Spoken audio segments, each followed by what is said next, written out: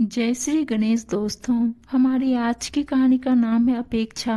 कहानी अच्छी लगे तो प्लीज चैनल को सब्सक्राइब कर लीजिएगा। अब शुरू करते हैं कहानी। बहू, तुमने तो नाक कटवा दी मेरी। अरे 8-10 जनों का खाना भी ढंग से तुमसे ना हो पाया। अब घर जाकर देखना वो लोग कितनी बातें बनाएंगे। उनके यहाँ जब हम सब खाने पर गए थे तो उनकी बहू ने 15 जनों को खाना खिलाया था, और वो भी इतने सलीके से कि पूछो मत। तुम्हारा तो बीच में ही रायता खत्म हो गया। ऊपर से पूरियां भी इतनी धीरे आ रही थी कि सबको थाली में आने का इंतजार करना पड़ रहा था। राधा जी झुंझलाते हुए अपनी बहू चारू को सुना रही थी। चारू की शादी को 2 साल होने को आ गया था, लेकिन अभी तक अपने सास के दिल में वो अपनी जगह नहीं बना पाई थी। चारू की पढ़ाई में ज्यादा रुचि थी, लेकिन घर के काम वो कम ही करती थी। उसकी माँ उसे बहुत कहती कि घर के काम अच्छे से सीख लो, नहीं तो ससुराल में बहुत मुश्किल होगी। वो कोशिश भी करती, लेकिन उससे काम कुछ धीरे होता था। शादी के बाद तो उसने फिर भी थोड़ा जल्दी काम करना सीख लिया था, लेकिन फिर भी सासू माँ कभी कभी बातें सुना ही देती थी। राधा जी की आदत थी कि वो अपने घर, परिवार और मोहल्ले में आई बहुओं से हमेशा रुचि की तुलना करती रहती थी।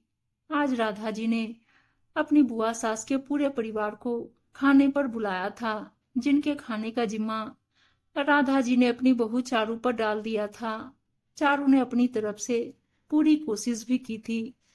बुआ के परिवार को तो खाने में कोई कमी नजर नहीं आई, लेकिन फिर भी राधा जी बार बार अपनी बहू को अच्छा इंतजाम ना करने का उल्हाना देती रहती। बुआ जी के तो भाग खुल गए। इतनी सुघर बहू पाकर रसोई और घर के सब कामों में निपुण है। ऊपर से दहेज भी इतना लाई है कि घर भर दिया। खैर, सबके नसीब ऐसे कहाँ होते हैं। हमें ही देख लो कैसी बहू मिली है। माँ ने तो कुछ सिखाया नहीं और हमारे पल्ले बांध दिया। चारू हमेशा इन सब बातों को नजरअंदाज करने की कोशिश करती रहती थी। बुआ सास की बहू कविता चारू से कुछ साल ही बड़ी थी, इसलिए 1-2 मुलाकात में ही वो एक दूसरे की अच्छी सहेली बन गई थी। कविता अक्सर उससे फोन पर बातें करती रहती थी। कुछ दिनों बाद कविता का जन्मदिन था, तो चारू ने उसे जन्मदिन की बधाई देने के लिए फोन किया। हैप्पी बर्थडे कविता भाभी। इस बार क्या स्पेशल कर रही हैं अपने बर्थडे पर? चारू ने हंसते हुए पूछा। अरे चारू, मैं क्या करूंगी, यहाँ सभी मिलकर ही मेरा बर्थडे स्पेशल बना देते हैं। तुम्हारे भाई साहब तो 1 हफ्ते पहले ही कहीं बाहर घूमने का प्लान बनाने लगते हैं, और मम्मी जी, उन्होंने तो सुबह उठते ही तरह तरह के पकवान बनाकर रख दिए हैं।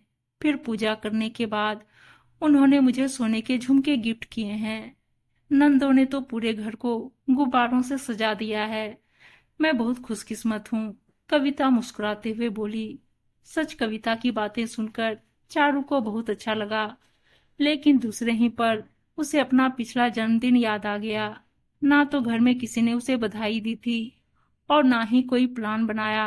वो तो चारू की जिद पर ही उसका पति उसे डिनर पर ले गया था, जिसके लिए बाद में 3 दिन तक राधा जी का मुंह फुला रहा था। एक दिन राधा जी ने चारू से कहा कि अचार बनाने का सारा सामान ला कर दो, तो चारू पूछ बैठी, माँ जी, कौन कौन से मसाले लाने हैं? इतना पूछते ही राधा जी कड़कते हुए बोली, लो कर लो बात। इस महारानी को ये भी नहीं पता कि अचार बनाने में कौन कौन से मसाले लगते हैं। मेरे तो कर्म फूट गए जो ऐसी बहू पल्ले पड़ी है। अरे मायके में कुछ देखा है या नहीं? बुआ की बहू को देख लो, खुद ही सारे परिवार के लिए अचार बना देती है। इस बार चारू से रहा नहीं गया और वो बोल पड़ी, अब बस करो माँ जी। अगर कविता भाभी में सारे गुण हैं तो उनकी सास भी बहुत अच्छी है, जो उनका इतना ख्याल रखती है। भाभी के जन्मदिन पर भी उनकी सास सोने के झुमके देती हैं, और यहाँ तो बधाई देने में भी सबके मुंह में छाले पड़ जाते हैं। माँ जी, रिश्ता दोनों तरफ से निभाया जाता है। मानती हूँ मैं सारे कामों में निपुण नहीं हूँ, लेकिन क्या आपने कभी एक अच्छी सास की तरह मुझे कुछ सिखाने की कोशिश की? बस हमेशा मेरी परवरिश और संस्कारों पर उंगली उठाती आई हैं। यदि आप चाहती हैं कि मैं भी कविता भाभी की तरह एक अच्छी बहू बनूं, तो आप क्यों नहीं उनकी सास की तरह अच्छी सास नहीं बनना चाहती हैं? क्या कभी आपने सुना है कि बुआ जी ने अपनी बहू के बारे में किसी के सामने कुछ भी कहा है?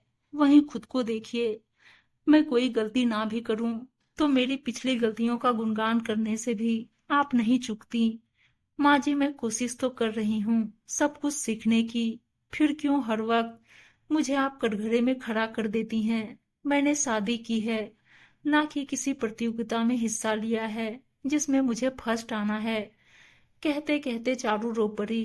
राधा जी आज चुप थी, क्योंकि आज चारू ने उन्हें आईना दिखा दिया था जिसमें वो खुद एक अल्हड़ सास के रूप में नजर आ रही थी। वो खुद जिस तरह की बहू की अपेक्षा कर रही थी, कभी खुद तो वैसी सास बनने की कोशिश नहीं की थी। उन्होंने खुद को संयमित करते हुए कहा, चुप हो जा बहू, मैं ही भूल गई थी कि तुलना सिर्फ बहुओं की नहीं, सास की भी हो सकती है। चल आज से हम दोनों ही एक अच्छी सास बहू की जोड़ी बनने की कोशिश करते हैं।